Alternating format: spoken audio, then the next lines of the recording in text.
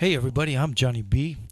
I bought this Hammond SK2 about a month ago, and I thought I would do a little review of it.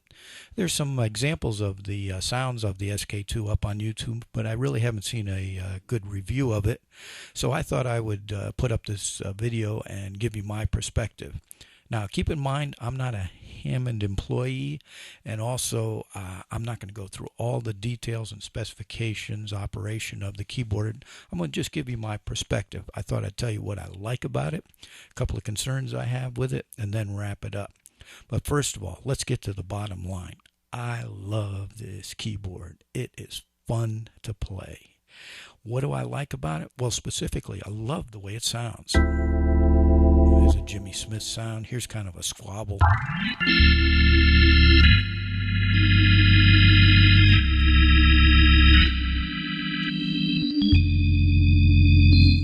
Here's a percussion.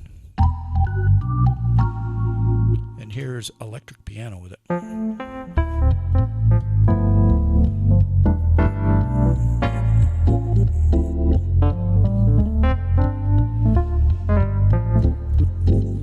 And then I've also laid it out so I can play chords with my left hand, and I have foot pedals on this.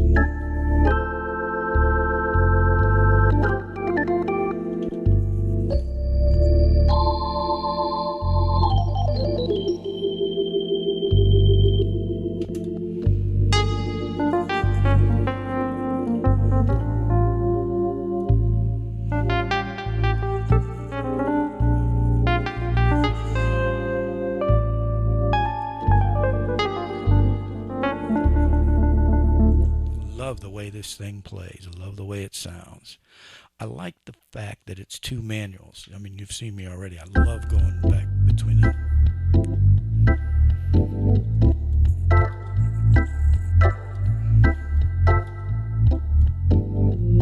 Now, the SK1, you can split the board and probably do some of that, but you have a lot more movement if you've got the two manuals. So I really like that. I like the fact that it also has one set of drawbars. Now, I can play with the drawbars here. I've got it set right now so that the drawbars work on the upper manual.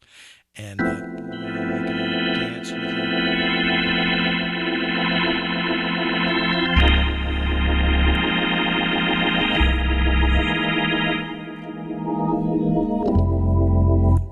Find that I don't need the other set of drawbars. I've got a B2 that's been upgraded with percussion, string bass, smooth drawbars, a couple of Leslie's with it, and I find I'm rarely changing the other drawbars. I've got them set pretty much the way they are. I use the presets, and I'm pretty much focusing on the B, the black key B preset, and dancing and changing that one.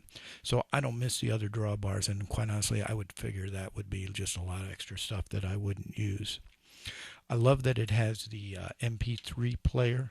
This is Blue Bossa, and I'll just play a couple of bars of it. I need to put that on there. Here it comes.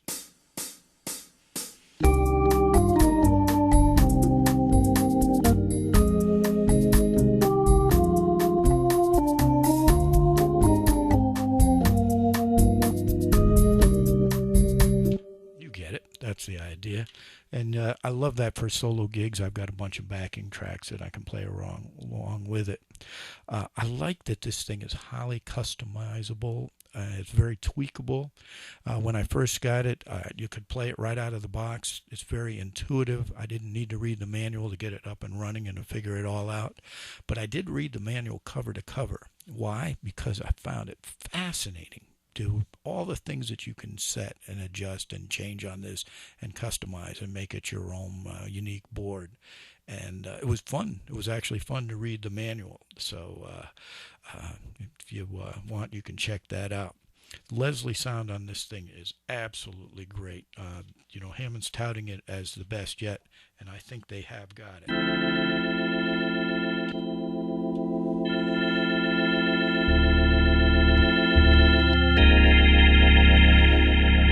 And if you heard that, I had it on stop. That says stop. And the nice feature about stop is the early Hammond guys didn't have two-speed Leslies, so they had stop or fast. And when you have stop on, you get more of the vibrato and chorus, which is excellent on this thing. And here's fast.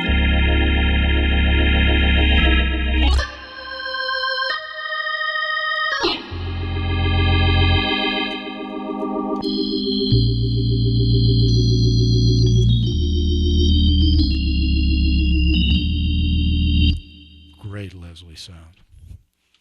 Okay. Also, I like that I can record direct. I'm recording direct out now into Cubase. I'm recording in stereo, and it just alleviates all the problems of recording a Leslie live. I love the fact that it's 35 pounds. It's portable. You know, you can carry this thing around. It's quite a bit bigger than the SK1. It's not nearly as portable, but I love the trade-off of having the two manuals. I bought the expression pedal with it. I strongly recommend you do that. It's expensive. It's like $220, but it's well worth it. It feels just like a console, a B3, C3, or whatever, and you can, of course, adjust how it reacts inside the keyboard here under the hood, so to speak, but it really feels great. It's a well-built pedal, and I'm so glad I did that. The extra tones. They're good. There's been a lot of talk about them. Are they great? Well, not really. I find that I love playing the Hammond sounds on this so much that I rarely go to the other sounds. But they're nice to have there. I would take this out. I've done it a few times, played this, and used the other sounds. The electric piano sound is very nice. Acoustic piano cuts through a mix. You can hear it good. There's a couple of wind sounds that I like. The flute, the trumpet. They're good. They're not stellar, but they're very passable, and of course so much of it is how you play them. Let me check my notes here, make sure I got everything that I like on it. Oh, I bought the pedals, and I really love having the pedals. I bought the new XPK 200L. L stands for long. They're 20-note pedals, and I really love these pedals. They're expensive. They were $980. The standard ones, the 20-note, are I think $600-700. I'm glad I spent the extra money. So let me check this out. Oh, I love the sound. 2 manuals, 1 drawbar set, wave player, tweakability. The Leslie, the chorus, vibrato is great. The record direct layout, it's easy to use. Oh, that's one of the things I want to talk about. Before this, I had a Motif XF7, and great sounding board. But I found I was never comfortable using that board. It was always a pain to use. I was sitting with the owner's manual in my lap trying to figure out how to use the sequencer. It's a workstation, you know how to do this, performance mode, and it just wasn't easy to use. So I find this very easy to use. It's portable, the expression pedal, the pedals, and the extra tones. It's all good. Now, what about concerns? Well, one of the things time will tell is when I look at this board and I feel like the sliders and the buttons on it, it doesn't have the same level of quality that I would expect in a $3,000 instrument. I wouldn't say it feels cheap, but I'm hoping it's going to be durable over the long haul.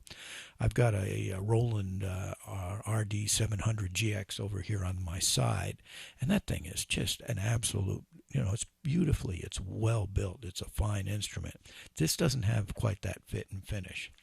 The other thing I noticed when I first got it was my hands got sore when I played it, and I thought maybe the action was a little too springy, a little too stiff.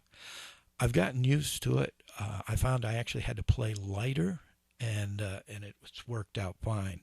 And it's fast. I mean, I can play this thing fast. Here's something that some of the diehard Hammond people are going to say, hey, this is a problem. On the old consoles, each note had 9 contacts for the 9 drawbars. And as you played this keyboard, if you played it really fast, not all contacts would necessarily be made. And you got a randomness to the sound. And you got the key click, of course, with it. That you're not going to get from this. It's either off or on. You're not going to get those variations, that randomness. Now, what I did to compensate for that was I cranked up the key click on it. And hopefully that, it makes it pretty realistic. Good. That sounds good.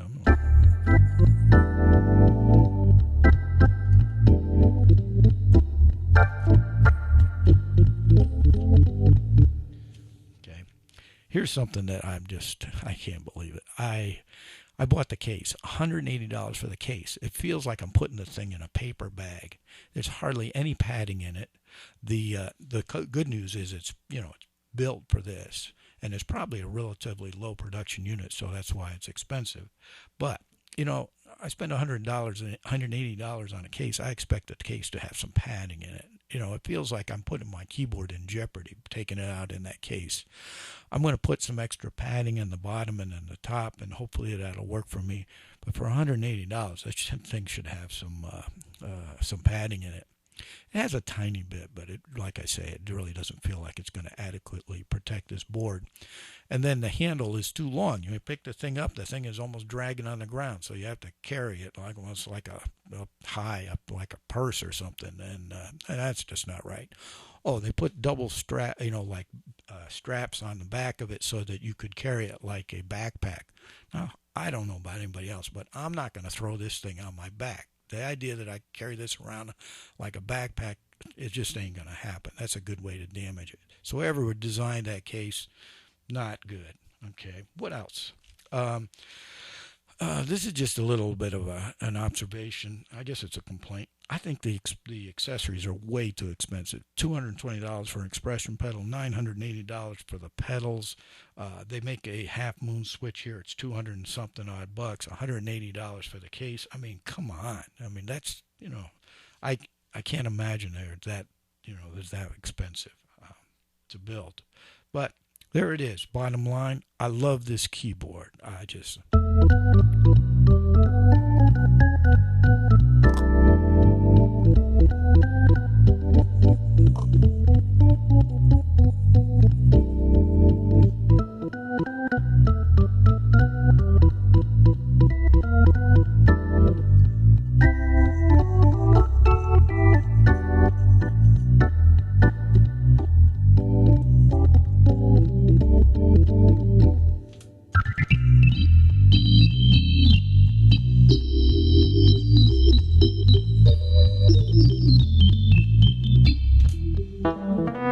I made the wrong bass.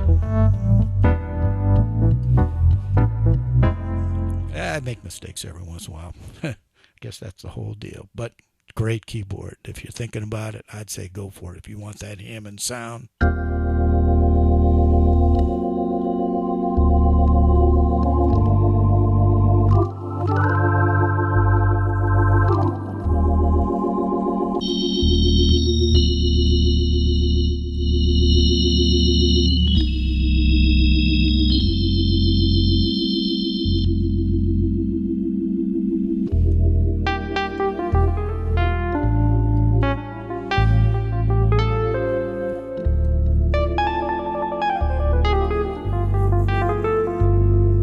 It's nice to be able to play electric piano right here.